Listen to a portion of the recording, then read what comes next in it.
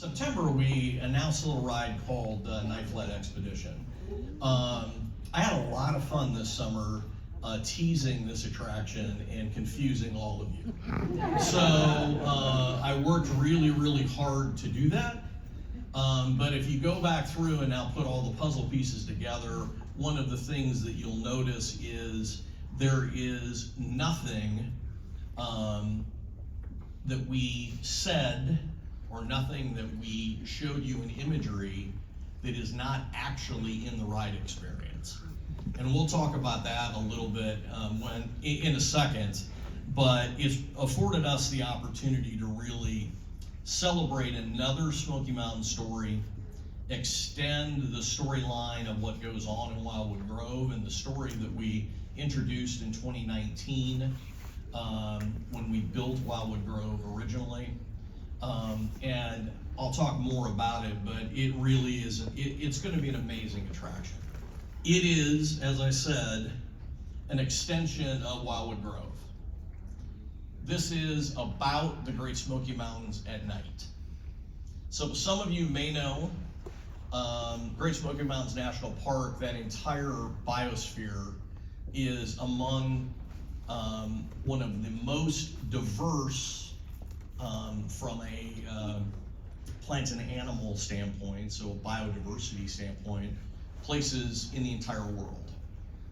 It has some pretty unique features. It has synchronous fireflies. That's one of only 2 places in the world where fireflies actually sync their flash, and they do that for about a 3-week period in June every year. And you've got to come to the Smokies or go to Korea to see it, but it's much more convenient for me to go to the Smokies to be able to see it. And it's an amazing thing to be totally surrounded by fireflies and have them flash and it look like they're doing the wave or something that you see on a scoreboard at a football game. There's also a lot of bioluminescence in the Smokies. So plants and animals that glow at night and glow under certain lengths of light, so under UV or under other types of colored light.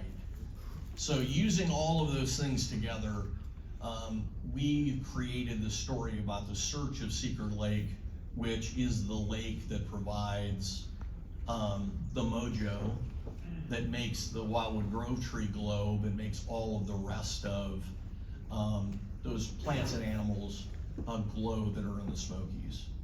So we'll go on a search together to go find that with the help of Cora and Jasper, which for those of you that follow Big Bear Mountain, they are the niece and nephew of the ranger that's looking for Big Bear on Big Bear. We're partnering with MACK on this ride. This is their Rocking Boat technology, which won the award for innovation for rides for last year for what they built at Futuroscope.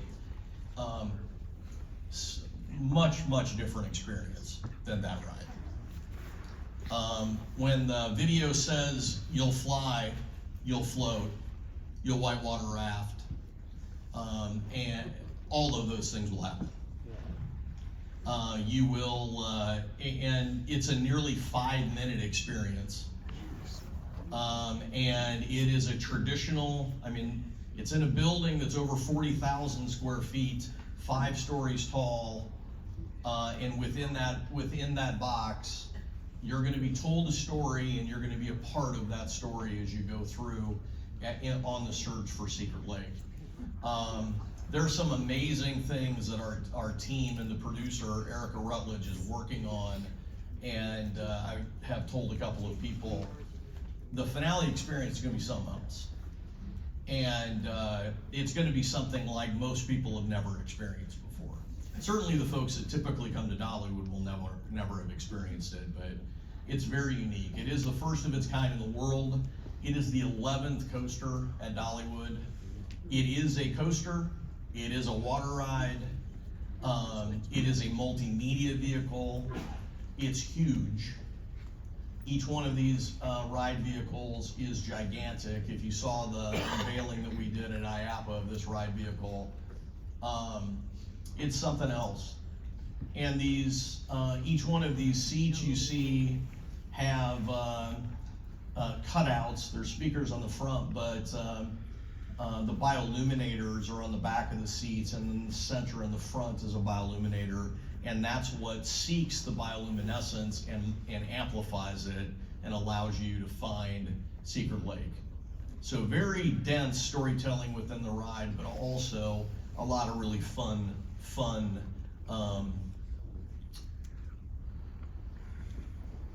thrills, I guess, would probably be the best way to say it. But as I said, huge building. What you're seeing with the arch top is actually the Q. That's the beginning of the Q building. The huge building is a hangar, and it really is housing some amazing technology that is still well under construction. You can see some things that are very familiar within coaster track, but you're also seeing some things you're not used to seeing, including some of the whitewater channeling that is there. There's 500,000 gallons of water in this ride, and that water will rush just like a river. So there's a lot to it, but it's going to be an amazing experience. And remember, it's in the dark. So it's just going to be, a cool discovery experience for everybody who gets an opportunity to ride it. We are doing our inaugural Run Dollywood. The intent is for this to become a run series, much like Run Disney. 5K, 10K kids run, and then a half marathon. I love this because there's an opportunity here, if anybody is not registered, to take a picture with your phone and see. I can see there's a lot of folks that are doing that. Believe it or not, the 5K, 10K, and kids run are all sold out. There's a few spaces left for the half marathon, but it's been hugely successful in its inaugural launch, and we're really looking. We're excited. We're looking to do something in the fall as well, maybe around this new event we're doing called Harvey's Boo Bash. So it will be our version of a private party after the park closes during Great Pumpkin Luminites.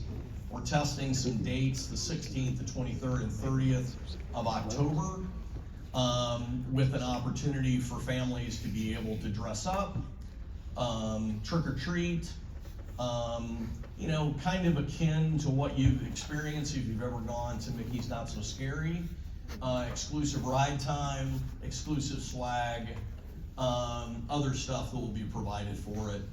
And then at Splash Country this year, on Fridays and Saturdays, we are actually going to take an event that our new sister park, Splish Splash, did this past year called Neon Nights, and we're doing a Neon Night event at Splash Country, and that park will be open at night with a lot of different activities at that park.